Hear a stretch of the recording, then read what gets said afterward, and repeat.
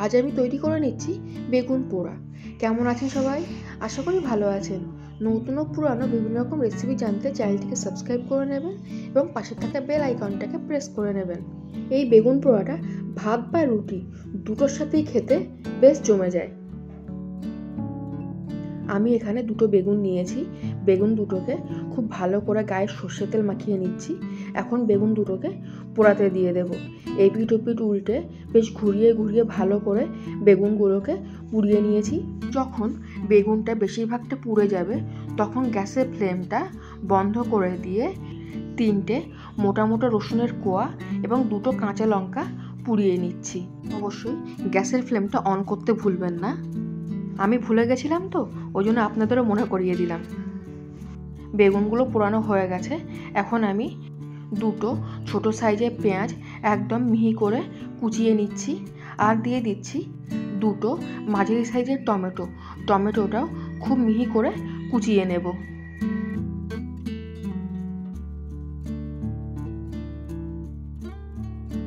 আর নিয়ে নিচ্ছি অল্প একটু ধনেপাতা। শীতকালে বেগুন পোড়া করছি আর ধনেপাতা দেবো না, সেটা তো হতেই পারে না। বেগুনগুলো ঠান্ডা হয়ে গেছে। এখন বেগুনের খোলাগুলো ছাড়িয়ে নিয়েছি এবং ভেতরটা দেখে নিচ্ছি কোনো পোকা আছে কি না।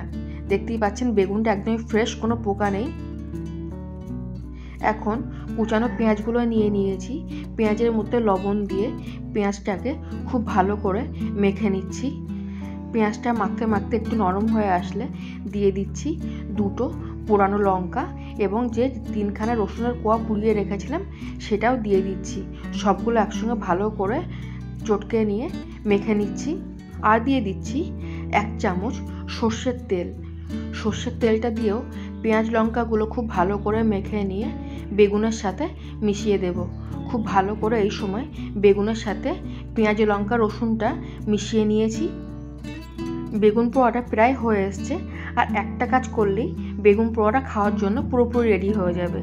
একটা কড়াই গরম করে তাতে 2 চামচ সর্ষের তেল দিয়ে তাতে 1/2 চামচের একটু কম সাদা জিরে ফোড়ন দিয়ে দিয়েছি।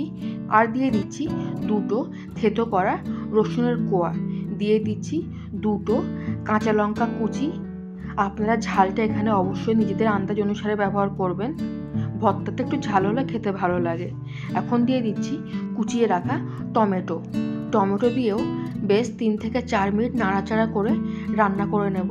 টমেটোটা তাড়াতাড়ি গলে যাওয়ার জন্য দিয়ে দিচ্ছি সামান্য একটু লবণ আর দিয়ে দিচ্ছি সামান্য একটু হলুদ। টমেটোটা খুব ভালোভাবে সেদ্ধ হয়ে গেছে এবং কাঁচা গন্ধটাও চলে গেছে। এখন এই অবস্থায় দিয়ে দিচ্ছি আগে থেকে মেখে রাখা বেগুন পোড়াটা দিয়েও মিডিয়াম ফ্লেমে 4 থেকে 5 মিনিট খুব ভালো করে বেগুনটাকে একটু শুকনো শুকনো করে নেব। দেখতেই পাচ্ছেন বেগুনটা অনেকটাই শুকিয়ে এসছে। এখন এই অবস্থায় ওপর থেকে ছড়িয়ে দিচ্ছি কুচানো ধনেপাতাটাও বেগুনের মধ্যে ভালো করে মিশিয়ে নিলেই হয়ে গেল বেগুন পোড়া।